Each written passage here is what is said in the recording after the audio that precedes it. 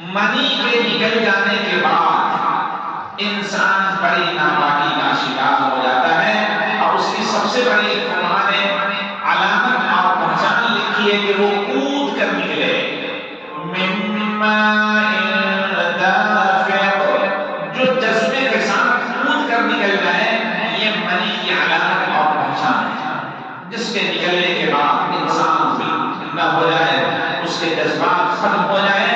اس کے بعد انسان بڑی ناپاکی کا شکار ہو جائے۔ ایک تو یہ مسئلہ ہے۔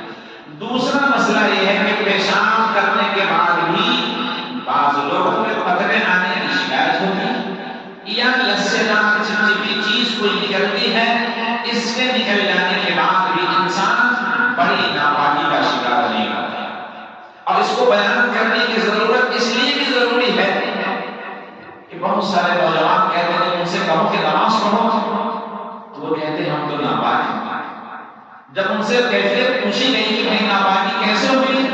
تو وہ کہتا ہے کہ پیشاب کرنے کے بعد کوئی چیز نکل جاتی ہے چپچپی سی اور ہم ناپاک ہو جاتے ہیں۔ نہیں میرے عزیز، میرے دوستوں، اس چیز سے انسان بڑی ناپاکی کا شکار نہیں ہوتا ہے۔ اب اس کے آگے مرحلے میں آئیے، انسان ایسی جگہ پر ہو جب بڑی ناپاکی کا شکار ہو جائے، خواہ وہ اپنے گھر میں ہو یا خواہ سفر میں ہو یا ایسی جگہ پر ہو جہاں نہانے دھونے کا اچھا اور معقول انتظام نہ ہو، یا معقول انتظام تو ہو مگر سخت ٹھنڈ ہو، ان تمام صورت میں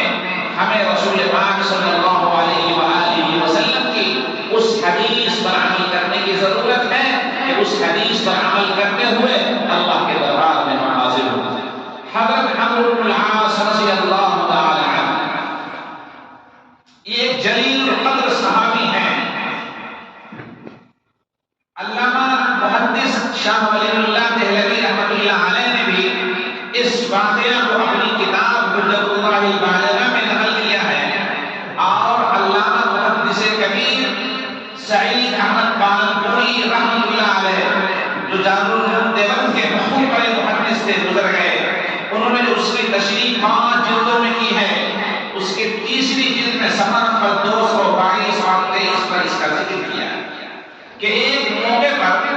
نبی پاک صلی اللہ علیہ وسلم نے صحابہ کرام رضی اللہ عنہم کی ایک جماعت کو ایک جگہ بھیجا، اور وہ واقعہ تھا غزوہ ذات السلاسل کا، ایک غزوہ جو ذات السلاسل کے نام سے مشہور ہے۔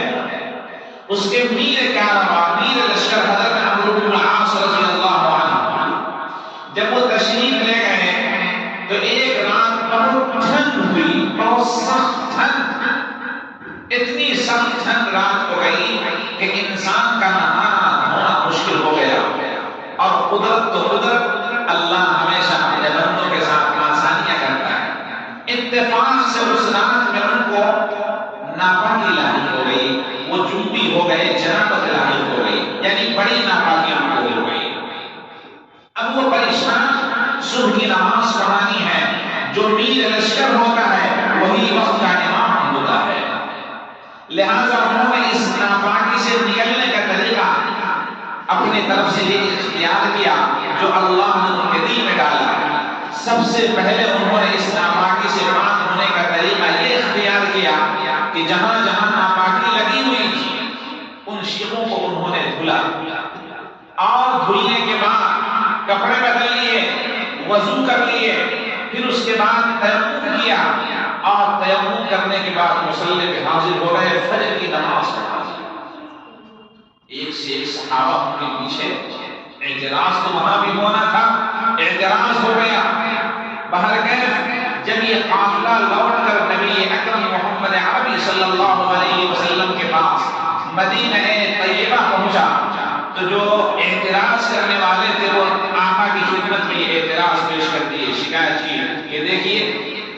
میر لشکر نے باقی ناپاکی کا طریقہ کیا ہے، اور یہ دیکھیے نماز پڑھا دی ہے۔ حضور پاک صلی اللہ علیہ وسلم نے جب ان سے پوچھا تو انہوں نے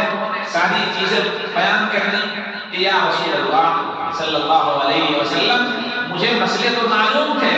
کہ مجھے ناپاکی ہو گئی، میں جنوبی ہو گیا، مجھے نہانا چاہیے، لیکن رات بہت سخت تھی، ٹھنڈ تھی، انتہائی ٹھنڈ، کہ اگر میں نہاتا تو مجھے اندیشہ تھا کہ میں ہلاک ہو جاؤں، اس لیے میں نے یہ صورت پاکی کی اختیار کی۔ رسول پاک صلی اللہ علیہ وسلم نے پوچھا کہ عمرو بن العاص، عمرو، یہ ذہن میں تمہارے بات کیسے آ گئی؟ انہوں نے فوراً فرمایا، اللہ پاک ارشاد فرماتا ہے وَلَا تَقْتُلُوا أَنفُسَكُمْ إِنَّ اللَّهَ كَانَ بِكُمْ رَحِيمًا۔ اے انسانوں،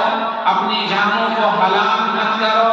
لا تقتلوا انفسکم ان اللہ کان بکم رحیما، اللہ تم پر مہربان ہے۔ حضور پاک صلی اللہ علیہ وسلم نے جب یہ آیت سنی فوراً مسکرا دیے، تبسم رسول اللہ صلی اللہ علیہ وسلم، مسکرایا اور کچھ نہیں فرمایا۔ یاد رکھیے، جب کوئی ایسا واقعہ ہو جو آقا کی خدمت میں پیش کر دیا جائے اور آقا سننے کے بعد اس پہ خاموشی اختیار فرما لیں یا اس کی تائید فرما لیں یا مسکرا لیں، یہ سب تائید اور اس کے ماننے کے حکم میں، کہ آقا نے گویا اس کی تائید فرما دی، آپ نے اس کو مستحسن سمجھا، اچھا سمجھا، جیسا کہ اس واقعہ میں تبسم رسول اللہ صلی اللہ علیہ وسلم، آقا مسکرا دیے صلی اللہ علیہ وسلم، ولم یقل شیئا، اور کچھ نہیں